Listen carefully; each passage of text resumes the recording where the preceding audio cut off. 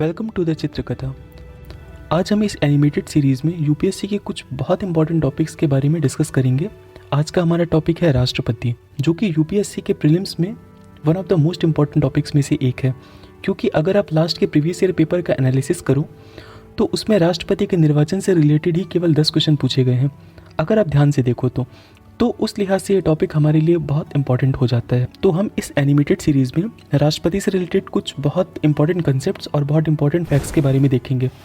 Constitution के article 52 से 78 में संघ की कार्यपालिका के बारे में बताया गया है।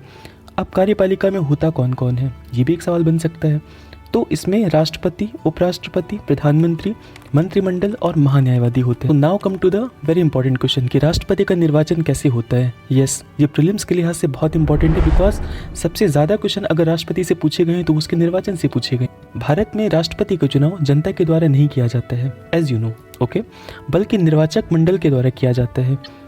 दोनों सदन यानी लोकसभा और राज्यसभा दोनों के निर्वाचित सदस्य होते हैं, राज्य विधानसभाओं के निर्वाचित सदस्य होते हैं और दिल्ली और पुडुचेरी विधानसभा के निर्वाचित सदस्य होते हैं, न कि मनोनीत सदस्य। ध्यान रखना, इसमें लोकसभा, राज्यसभा, विधानसभा, दिल्ली, पुडुचेरी के निर्वाचित सदस्य होते हैं, न कि मनोनीत। अब यहाँ यूपीएससी गेम खेल सकता है, कैसे कि वो निर्वाचित की जगह मनोनीत कर सकता है।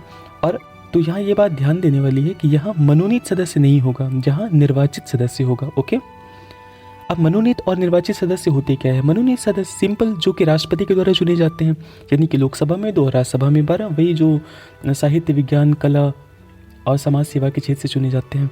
और निर्वाचित सदस्य क्या होते हैं, जो चुनाव जीत कर आते हैं। सिंपल सी बात। राष्ट्रपति का चुनाव आनुपातिक प्रतिनिधित्व के एकल संक्रमणीय मत प्रणाली द्वारा किया जाता है। इसमें वोट करने वाले उम्मीदवारों को first preference, second preference, third preference and fourth preference में अपना वोट देना होता है। फर्स्ट प्रेफरेंस के जिसको सबसे कम वोट मिलेंगे, ठीक है, वो मैदान से बाहर हो जाए। इसके जो वोट्स होंगे वो फर्स्ट प्रेफरेंस वाले उम्मीदवार के पास चले जाते हैं। यह प्रोसेस चलता रहता है और जब तक कि कोई उम्मीदवार एक निश्चित वोट ना पाले। यह सिस्टम अपनाया क्यों गया, सीधी सी बात है, राष्ट्रपति को ब्रिटिश परंपरा के अनुसार केवल नाम मात्र का कार्यकारी प्रधान बनाना चाहते थे। एक इन्फ्लुएंस होता है क्योंकि ब्रिटिश बहुत टाइम से हमारे इंडिया में रूल कर रहे थे, तो उनकी जो व्यवस्था है उनसे एक फेमिलियरिटी हो जाती है। इस वजह से उन्होंने उसको ज़्यादा बदलना नहीं चाहा।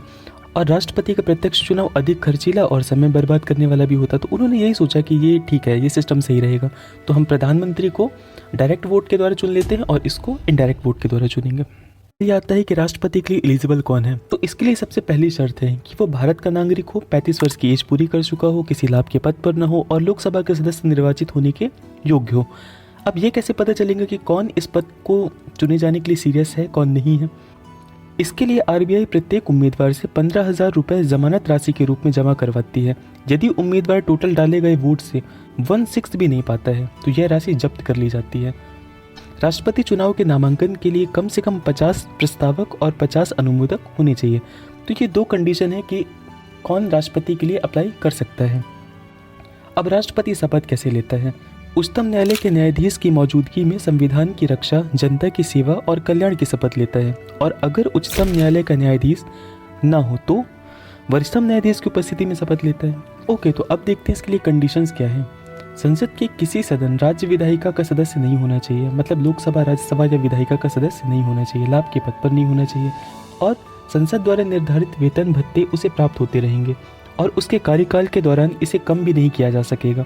2018 में उसका वेतन 1.5 लाख के आसपास था, जो कि अभी बढ़ा करके 5.8 लाख कर दिया गया है। अब राष्ट्रपति अपने पद पर कब तक रह सकता है, तो 5 वर्ष तक। उपराष्ट्रपति को अपना त्यागपत्र देकर यह पदमुक्त हो सकता है। और हाँ, ये 2 बार निर्वाचित किया जा सकता है और कितनी बार भी राष्ट्रपति बन सकता है, जबकि अमेरिका में एक व्यक्ति 2 बार से अधिक राष्ट्रपति नहीं बन सकता है।